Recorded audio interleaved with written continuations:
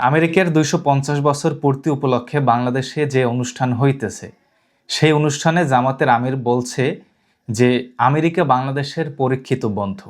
এইটা শুনে আমাদের ভিন্ন দল, ভিন্ন মতের অনুসারীরা তারা এমনভাবে সমালোচনা করতেছে, এমন মন্তব্য করতেছে যেন ২৪-এর আগে বাংলাদেশে আমেরিকার কোনো দিবস উদযাপিত হয় নাই।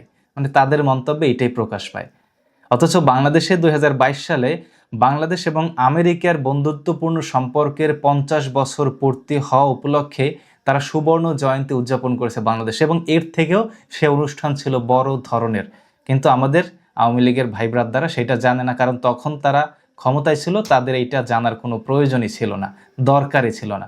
কিন্তু এখন জামাতের আমির আমেরিকার উদ্দেশ্যে কি বলছে এইটা নিয়ে তারা খুব সরব। অথচ ভারত যে প্রতি বছর ১৬ই ডিসেম্বর বাংলাদেশের বিজয় দিবসকে নিজেদের বিজয় দিবস হিসেবে দাবি করে, এইটা নিয়ে আমাদের লীগে আর ভাই বন্ধুদের কোনো প্রতিবাদমূলক পোস্ট দেখি না।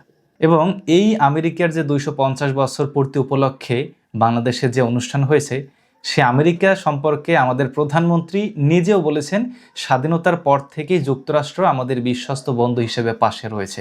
এটা হচ্ছে বর্তমান প্রধানমন্ত্রী তারেক রহমানের বক্তব্য। এবং বিরোধী দলীয় নেতা মানে ডক্টর শফিকুর রহমান বলেছেন যে আমেরিকা বাংলাদেশের পরীক্ষিত বন্ধু। এই দুজনের বক্তব্য নিয়ে খুব সমালোচনা হইতেছে, বিশেষ করে সমালোচনা হইতেছে জামাতের আমির বক্তব্য নিয়ে। মানে মনে হইতেছে এরকমের যে ওষুধ রোগীকে খুঁজতে গেছে, মানে রোগীর ওষুধ খুঁজতে যাওয়া লাগে না, অলরেডি মানে রোগী অসুস্থ হয়েছে, ওষুধ তার ঘরে চলে আসছে অটোমেটিক। সেজন্য জামাতের আমিরের বক্তব্যই শুধুমাত্র তাদের কাছে যায়, এছাড়া আর কারো কাছে যায় না। যাই হোক, ২০২২ সালে যখন আমেরিকা বাংলাদেশের বন্ধুত্বপূর্ণ সম্পর্কের ৫০ বছর অর্থাৎ সুবর্ণ জয়ন্তী উদযাপন হচ্ছিল, তখনকার আইনমন্ত্রী আনিসুল হক বলেছিলেন সেম কথা।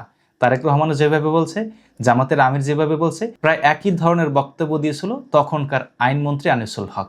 অথচ এইটা নিয়ে তারা জানি না, কারণ তারা তখন ক্ষমতায় ছিল, তাদের জানার কোনো প্রয়োজনই ছিল না। তবে আমি ব্যক্তিগতভাবে জামাতের আমির এবং তারেক রহমানের বক্তব্যের নিন্দা জানাই। একদিকে রাষ্ট্রীয়ভাবে বাংলাদেশ থেকে ইরানে গিয়েছে আয়াতুল্লাহ আলী খামেনির নামাজের জন্য বা তাকে শেষ বিদায়ের জন্য রাষ্ট্রীয়ভাবে বাংলাদেশ থেকে প্রতিনিধি গিয়েছে। সেখানে সরকারি লোক ছিল এবং বিরোধী দলীয় লোক ছিল এবং আরও কিছু লোক ছিল, নাসিরউদ্দিন পাটোয়ারিও গিয়েছে। সেখানে গিয়েছে তারা আয়াতুল্লাহ আলী খামেনির জানাজা অংশগ্রহণ করার জন্য। আয়াতুল্লাহ আলী খামেনিকে কারা হত্যা করছে? আমেরিকা।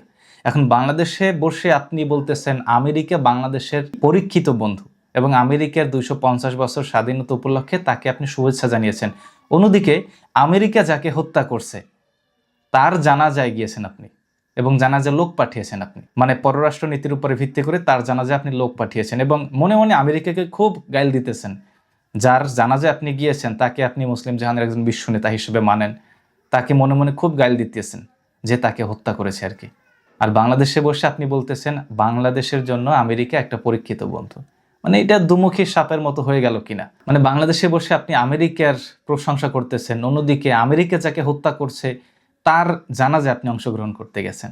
এটা দুমুখী স্বভাবের একটা অংশ কিনা, এটা আমি প্রশ্ন রাখলাম। এবং ব্যক্তিগতভাবে আমি পার্সোনালি এই বক্তব্যের নিন্দা জানাই, যেটা তারেক রহমান সাহেব বলেছেন স্বাধীনতার পর থেকে যুক্তরাষ্ট্র আমাদের বিশ্বস্ত বন্ধু হিসেবে পাশে রয়েছে।